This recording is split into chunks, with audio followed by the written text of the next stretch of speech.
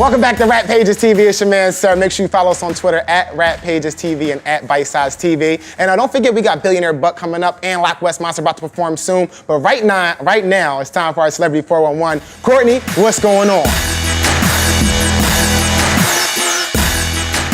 We have a very special guest in the building. He's a comedian, an actor, a director. You've seen on Everybody Hates Chris, Def Comedy Jam. Everybody, please welcome Ricky Harris. What's up with it? What's up with it? What's up with it, Rap Pages TV? How y'all? Welcome to the show. So let's get straight into it. I don't know if a lot of people know, but you are born and raised Long Beach, California. The East Side, right. Long Beach, So tell California. us, how was that? Because I've heard that you've been raised with a lot of names that we know now. How was that growing up out there? Tell us a little bit about that. I mean, you know, our culture, you know what I'm saying, we was, you know, G-Funk, gangsterfied, you know what I mean? So, you know, everybody knows Snoop, you know, Warren G, Nate, Domino, the Twins, the East Siders, the Dove Shack, on and on and on and on. Right. Doggy's Angels. So, you know, it was just hip hop, you know what I mean? So you ended up being on doing skits for albums and writing and doing all that. So how did you get involved? I got involved, you know, through my wares as a stand-up comedian. You know, I started doing comedy when I was like 17, and I've always done voices and, you know, different characters or whatever.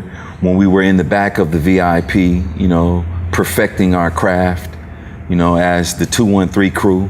That's what we was known as, Nate, Snoop. The 213 crew. Yeah, Nate, Snoop, and G-Dub. And I was more or less like, you know, just the dude who did the voices, you know. Right. You know, it'd be like, you know, the record be grooving, and then, you know, on the record be the dude like, yeah, you better watch out, or something, you know, whatever it was, it would be me. Right. And then, you know, I would create different characters. So one of the characters that I created ended up getting on Snoop's record. Snoop asked me to, you know, come participate with him on his record, and I came up with a character called DJ Easy Dick. And oh my God. but it's not. See, a lot of people think I'm talking about, you know, it wasn't that. I'm talking about my name. My name is Richard. So Dick is oh, so it's not pervert. Okay. Nah, it's a synonym of my name. Gotcha. But we let the world think it's my, you know, my private part, but it's not. Right. But so, you know, we did that, and we ended up doing more and more different characters, you know, because, you know, that I was just into just being funny. Yeah. And we needed to lighten up those records, you know what I mean? Because we were so gangster back then that we would send in completed records, and they would be like, nah, it's too hard, you know? Right. So we had to put some funny stuff with it. So that's where I came in. Got you. Yeah. So how did you get your start in stand-up? Because you also did Def Comedy Jam, which was huge. Yeah. So how was that to be a part of that? Because that's like historic now, because they're not. You know what? You know, the comedy atmosphere then, it wasn't really, you know, no black comedians, no, you know, hardcore comedy. It was more, you know, it was a little soft.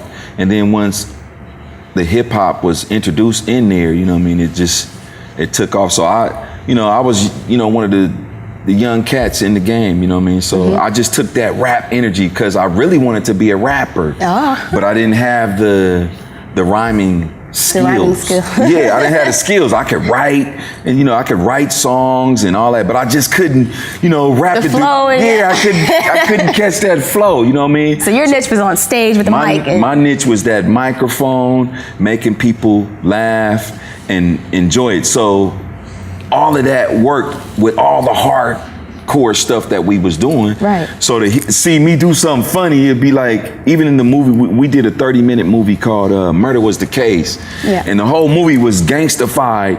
And then there's like one little moment where it's just me riffing, being funny, just, you know, and it make the whole, you know, thing come together, you know what I'm saying? So that's basically it. Yeah. So stand-up has always been in my blood. I love doing it.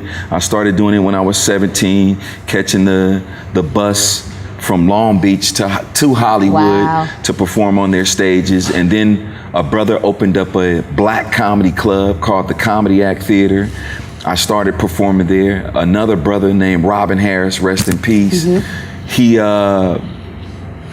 just put his arms around me as a little kid, and he showed me the whole you know, how to be an entertainer, how to study, how to really perfect my craft. And that's what I did. I just stayed in them clubs 24/7. To hone it in. Yeah. So you took that and you went into television and film, and you've been in countless films. So I wanted to ask you, how was that venturing over onto on screen? Well, you know, I always wanted to be an actor. I, you know, was in theater classes when I was younger.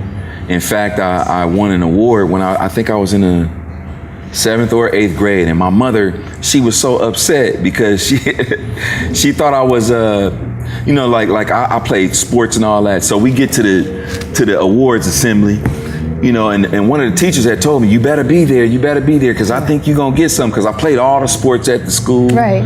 You know, I participated in everything. I was just trying to, you know, do something positive with my life.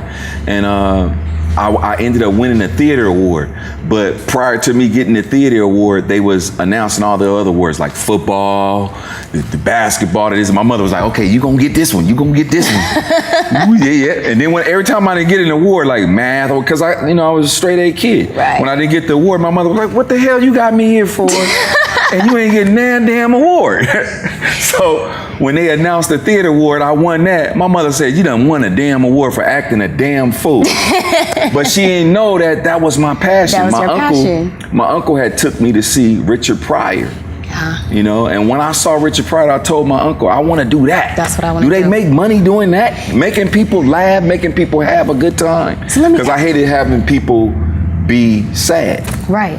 So let me ask you this before we have to cut to a break. But I want to ask you this because I'm surrounded by comedians and I go to the clubs frequently. So what would you tell to someone who's up and coming, who's just going to the clubs? They kind of don't know how to get their foot in the door. Like what would you tell a young guy who's trying to come up and do what you do? Hey, if he's doing all that, going to the clubs, you know, and perfecting his craft, just don't give up. You'll get an opportunity. Everybody gets an opportunity. They're always looking for the next big guy. Exactly. Always. Like right now, they're looking for the next Kevin Hart. Right now. Right. Kevin is hot right now, but there will be a time when K Hart is just K Hart. You know what I'm saying? He'll just be, and then it'll be another dude. He the hot comedian. Oh shit, he the bomb. He the. Right. You know, I mean, that's just the nature of the game. Man, I appreciate you. We got to go to a break, but I appreciate you for being here.